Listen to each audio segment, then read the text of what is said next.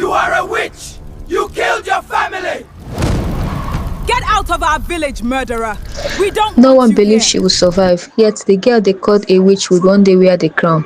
The people of Umagu village believed that every tragedy had a cause. When cross failed, they blamed the gods. When children fell sick, they searched for causes. And when death visited a family again and again, they looked for someone to blame. Unfortunately for Ada, that someone became her. No one could remember exactly when the rumors started.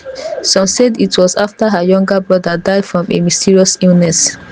Others believe it began when her father lost his life after a venomous snake bit him on the farm.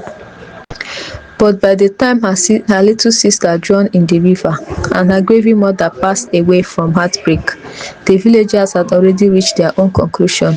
Ada was a witch. It didn't matter that she had cried at every funeral until she had no tears left.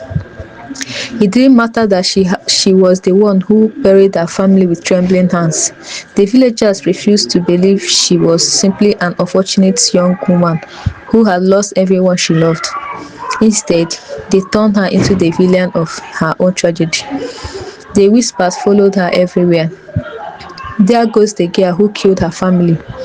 Don't let her look at your child. Stay away from her before she brings death to your home. As the months turned into years, those whispers became the law of the village.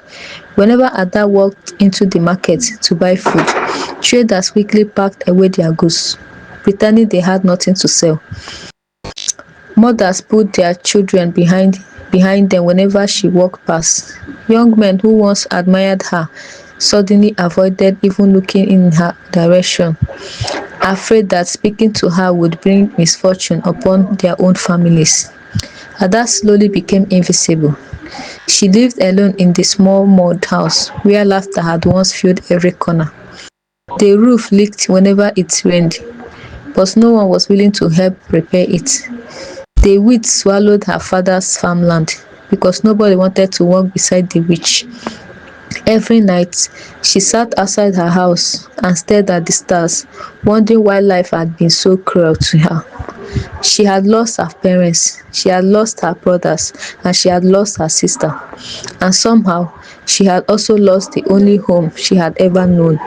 Yet, despite everything, Ada refused to hate the people who hated her.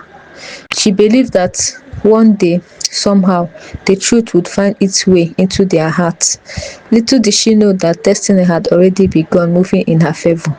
Far away from Umagu village, a young traveler from a young traveler was making his way along a lonely forest road. His name was Chinedu.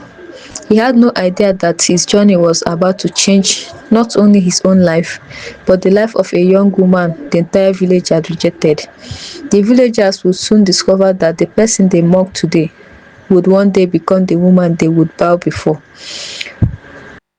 But for now, Ada was still just the girl they called a witch.